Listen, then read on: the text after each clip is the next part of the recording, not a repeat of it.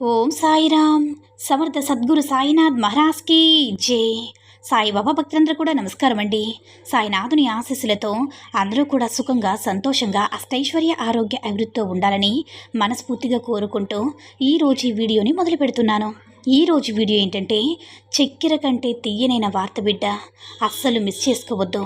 రేపు 9 గంటలకి కాల్ వస్తుంది, మాట్లాడు, వింటే ఎగిరి గంతేస్తావని మన బాబాగారైతే ఈరోజు మనకి చాలా అంటే చాలా అద్భుతమైనటువంటి సందేశంతో అయితే మన ముందుకు వచ్చారండి.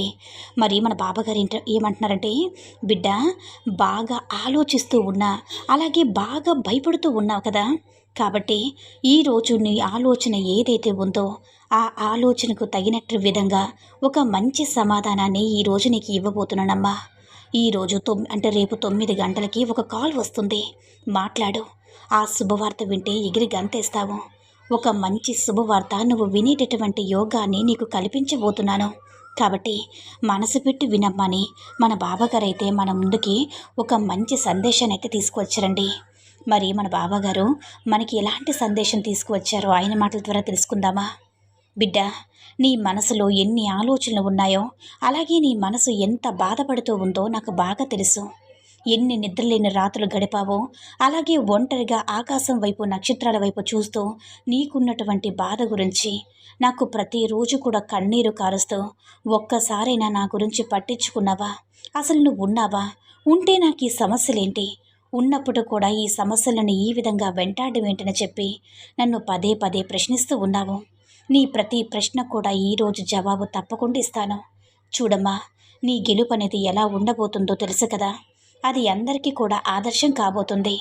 అయితే అది కాస్త కఠినమైనటువంటి నీ పోరాటాన్ని నువ్వు కాస్త ఒంటరిగానే చేయాల్సి ఉంటుందమ్మా.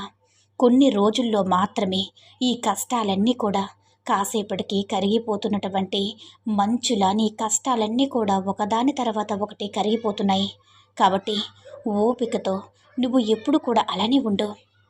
నిన్ను వేడుకున్నటువంటి పరిస్థితి నీవు ఎవరైతే నన్ను చీకొట్టారో వాళ్ళే నేను వేడుకునేటటువంటి పరిస్థితికి తీసుకువస్తాను.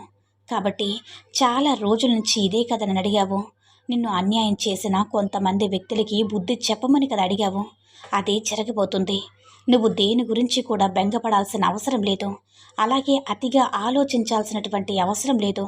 కుటుంబం బరువు బాధ్యతను ఏ విధంగా మోస్తున్నావో నాకు బాగా తెలుసు. ఒక విధంగా అయితే ఒక మగవాడు కుటుంబ బరువు బాధ్యతల గురించి ఆలోచిస్తూ, అలాగే ప్రతి ఒక్క విషయాన్ని కూడా చాలా జాగ్రత్తగా పరిశీలిస్తూ, ఏ నిర్ణయమైనా కానీ 1కి 2 సార్లు ఆలోచించి కుటుంబ పరిస్థితి బట్టి వారు ఏ విధంగా అయితే అన్ని విషయాల్లో కూడా వారు వరుసగా చెప్పుకుని వారి యొక్క ఇష్టాలు కూడా చంపుకుని వదిలేస్తారు. అలా నువ్వు మౌన పోరాటాన్ని చేస్తూ ఉన్నావు కదా. నీ కుటుంబంలో అన్ని విధాలు కూడా నువ్వే ఒక పెద్ద మూలస్తంభంలా మారి ఉన్నావు. అందరి గురించి కూడా నువ్వే పట్టించుకుంటావు, కానీ నీ గురించి పట్టించుకునే వాళ్ళు లేరు కదా. అలా చెప్పి బాధపడుతున్నావు కదా. అందరికీ ఏం కావాలనేది నీకు ముందుగానే తెలుస్తుంది, కానీ నీ గురించి నీకు ఏం కావాలనేది కూడా తెలుసుకోలేకపోతున్నావు. ఈ మధ్యకాలంలో బాగా భయపడుతూ ఉన్నావు. ఎందుకమ్మా అంత భయం? ఎల్లప్పుడూ కూడా నిన్ను చూస్తూ, నీ కుటుంబాన్ని నేను రక్షిస్తూ, నిన్ను ఇక్కడ కూర్చుని ఉన్నాను కదా. పరుగులతో షిరిడిలో ఉన్నానని చెప్పి నేను వస్తాను బాబా, షిరిడికి వస్తానని చెప్పి అనుకుంటున్నావు. నీకోసం నేను ఎప్పుడో వచ్చి నీ ఇంట్లో నీ మనసులో నీ ఫోటో అయితే ప్రతిరోజు కూడా పెట్టుకొని నాతో మాట్లాడుతూ ఉన్నావు కదా. ఫోటోలో నేనున్నానని చెప్పి నువ్వు గుర్తించలేకపోతున్నావు. చాలా భయపడిపోతున్నావు, అదిరిపోతున్నావు. కాబట్టి ఒక్కసారి నన్ను దయతో, బాబా నువ్వు నాకు ఏదో రూపంలో తారసపడు, నువ్వు నా మాటలు వినని చెప్పి బాధపడాల్సిన అవసరం లేదు. ఎందుకంటే నీ మనసులో నన్ను తలుచుకున్నా చాలా నీకు నా మాటలు వినిపిస్తాయమ్మా. మంచి జరిగినా సరే ఆ భగవంతుడి దయ. మరి దుఃఖం జరిగినప్పుడు భగవంతుడు మిమ్మల్ని ఎందుకు వినడం లేదని బాధపడుతున్నావు? అసలు ఉన్నావా లేదా? నువ్వు ఎప్పుడు కూడా ఎందుకు బిడ్డ బాధపడుతున్నావు? నిన్ను అందరూ కూడా ఒక వాడుకునేటటువంటి వస్తువులాగా నన్ను అందరూ వాడుకుంటున్నారని చెప్పి బాధపడుతున్నావు కదా. చూడమ్మా, అంతా కూడా భగవంతుడి దయ అన్నప్పుడు మరి ప్రతి మంచి చెడు కూడా నీ ఖాతాలో కదా వేసేది ఆ భగవంతుడే కదా. ప్రాపంచిక విషయాల్లో కొట్టుమిట్టాడుతూ ఉన్నటువంటి కర్మాలను బట్టి ఫలితం ఉంటుంది. ప్రతిసారి చెప్తున్నాను కదా. మరి ఈ రకమైనటువంటి ఫలితాలను ఎప్పుడు కూడా అనుభవించేటటువంటి స్థితికి చేస్తావని చెప్పావని అనుకోలేదు కదా. ఎప్పుడు కూడా అలా అనుకోవద్దు.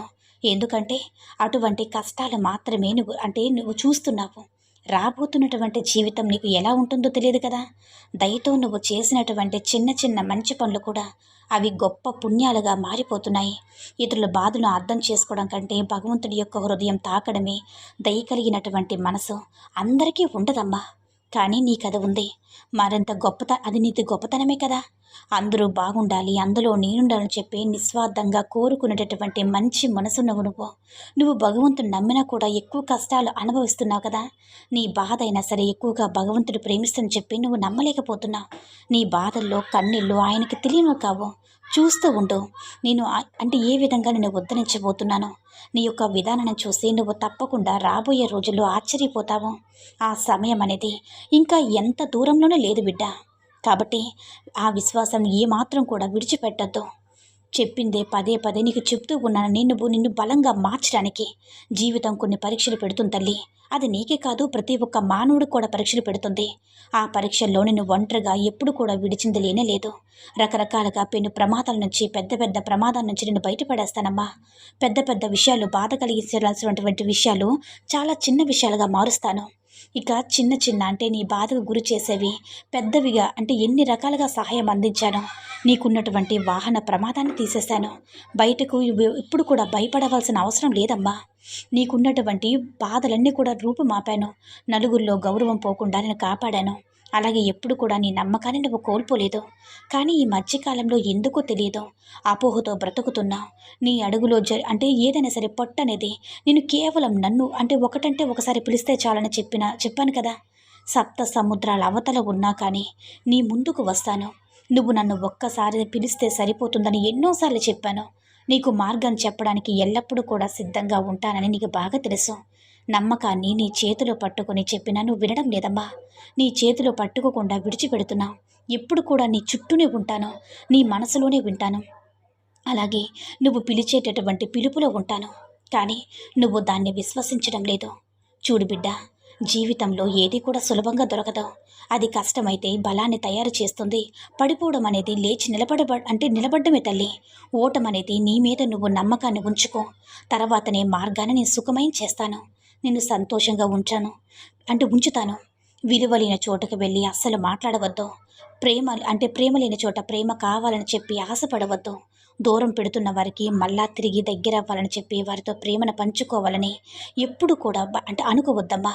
అలాగే నేను నిర్లక్ష్యం చేసే వారి గురించి నువ్వేమీ కూడా నిర్లక్ష్యం చేయాల్సిన అవసరం లేదు. భారం అనుకునే వారికి నీ భావాలను, మాటలను పంచుకునే అవసరం లేదు. అసలు చెప్పాలంటే మనది కానటువంటి దానిపై ఆశ అనేది పెంచుకోవడం అనేది అమాయకత్వం అవుతుందమ్మా. నచ్చకపోతే వదిలేసి వెళ్ళిపో. అంతేగాని నీకు ఏదైనా సరే నచ్చి ఒకవేళ నువ్వు చేయాలనుకుంటే చేయని నష్టం కలిగించిన వారిపై కక్ష సాధించాలనుకుంటే దానివల్ల ఏమవుతుందో తెలుసా? నీ శక్తి, నీ సమయం అన్నీ కూడా వృధా అయిపోతాయి.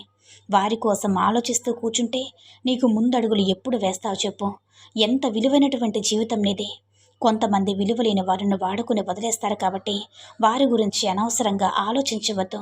నీ బ్రతుకు నువ్వు సంతోషంగా ఉండటం కోసమే నీ జీవితంలో ఉన్నటువంటి కొంతమంది వ్యక్తులను దూరం చేయక తప్పలేదమ్మా. నీ జీవితం సంతోషంగా ఉండాలంటే నువ్వు వారికి కొంచెం దూరంగా ఉండడమే మంచిది. కాస్త కష్టమైనా కూడా నిజమదే. శాశ్వతంగా ఇక నీ చెయ్యినివ్వు తల్లి. నీ జీవితం అంతా కూడా నీతో కలిసి నడుస్తాను. నీ జీవితంలో ఎదురయ్యే కష్టాలన్నీ నేను ఎదుర్కొంటాను. ఈ విషయాలపై నీకు నమ్మకం కలిగితే తప్పకుండా సాయినాథ అని నన్ను ప్రతి క్షణం కూడా స్మరిస్తూ ఉండు బిడ్డ. నీ కష్టాలన్నీ కూడా తొలగించే బాధ్యత నాది. ఎవరో ఒక వ్యక్తి ద్వారానో, ఒక ఫోన్ కాల్ ద్వారానో ఏదో ఒక విధంగా నీ యొక్క కష్టాలన్నీ కూడా మటుమాయం చేసి మంచి శుభవార్త వినేలా నేను చేస్తాను తల్లి. నమ్మకం ఉంచని మన బాబాగారు అయితే ఈరోజు మనకి చాలా అద్భుతమైనటువంటి సందేశాన్ని అయితే అందించారండి. సాయి మహిమల ద్వారా వచ్చినటువంటి సందేశం మీ అందరూ కూడా నచ్చిందని అనుకుంటున్నాను. ఈ వీడియో కనుక నచ్చినట్లయితే లైక్ చేసి షేర్ చేయండి. మరిన్ని వీడియోస్ కోసం మన ఛానల్ని సబ్స్క్రైబ్ చేసుకుని మాకు మరింతగా సపోర్ట్ చేయండి. ధన్యవాదములు.